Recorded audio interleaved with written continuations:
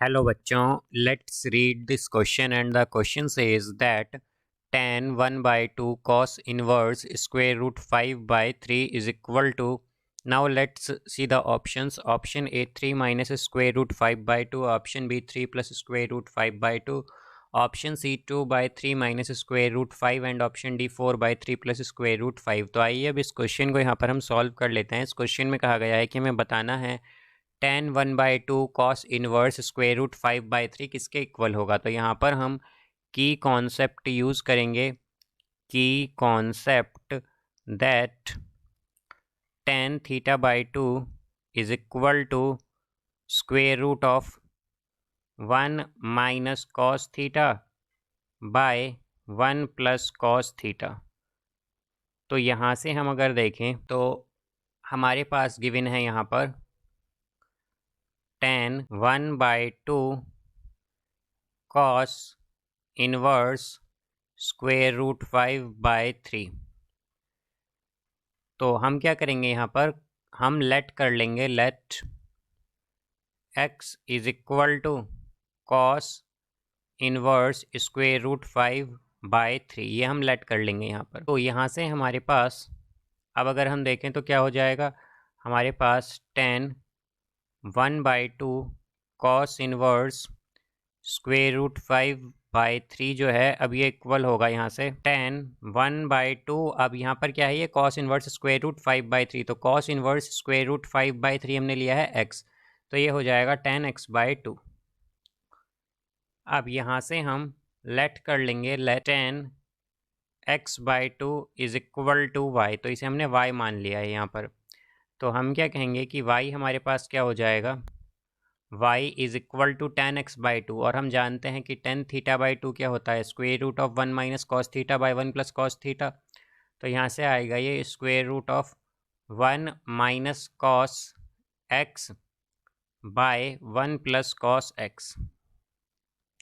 तो इसे हम इस तरह लिखेंगे, square root of 1 minus cos x। तो अगर हम देखें तो कॉस x क्या है, कॉस x है, या फिर अगर हम देखें तो x बेसिकली हमने क्या लिया था, यहाँ पर x लेट किया था कॉस इनवर्स स्क्वेयर रूट 5/3। तो हम यहाँ पर ये पुट कर देंगे x की वैल्यू, तो क्या आएगा 1 minus cos inverse square root 5/3 whole divided by 1 plus cos inverse square root 5/3। तो y आ जाएगा यहाँ से स्क्वेयर रूट ऑफ 1 माइनस, अब यहाँ पर ही आएगा स्क्वेयर रूट 5/3, बिकॉज हमारे पास क्या है, कॉस इनवर्स स्क्वेयर रूट 5/3 है। इसी तरह डिनोमिनेटर में आएगा 1 plus cos inverse square root 5/3 है, तो ये स्क्वेयर रूट 5/3 हो जाएगा। तो ये इक्वल होगा यहाँ से स्क्वेयर रूट ऑफ, हम एलसीएम लेंगे तो क्या आएगा 3 minus square root 5 divided by 3, then whole divided by 1 plus square root 5/3 है, तो हम एलसीएम लेंगे तो क्या आएगा 3 plus square root 5 divided by 3। तो 3 से 3 कैंसिल, तो ये आ जाएगा यहाँ पर square root of 3 minus square root 5 divided by 3 plus square root 5।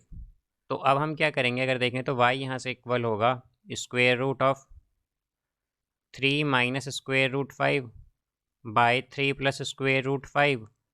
तो हम इसमें मल्टीप्लाई और डिवाइड कर देंगे, square root of 3 minus square root 5 से, डिवाइड में क्या आएगा square root of 3 minus square root 5। तो यहाँ से ही अगर अब हम देखें तो square root 3 minus square root 5 into square root 3 minus square root 5, तो यहाँ पर ये रूट कैंसिल होकर क्या आ जाएगा, ये आएगा 3 माइनस स्क्वेयर रूट 5 और डिवाइडेड बाय, यहाँ पर ये हो जाएगा स्क्वेयर रूट में हमारे पास 3 plus square root 5 into 3 minus square root 5, और हम जानते हैं a plus B into A minus B क्या होता है, A square minus B square. तो यहाँ पर 3 का स्क्वायर 9 और माइनस 5 स्क्वायर रूट 5 का स्क्वायर 5, तो ये -4।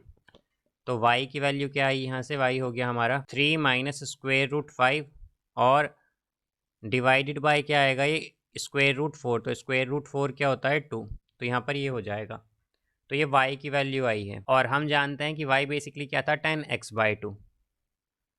और अगर हम देखें तो 10x/2 किसके इक्वल था, ये इक्वल था 10 1/2 cos इनवर्स स्क्वायर रूट 5/3 के।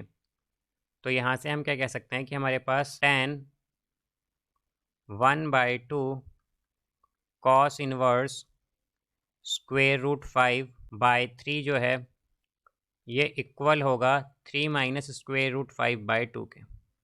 ये आ जाएगा यहाँ पर। तो इसका करेक्ट आंसर होगा हमारे पास option A, 3 minus square root 5/2। So I hope you understood it well. Best of luck. Thank you.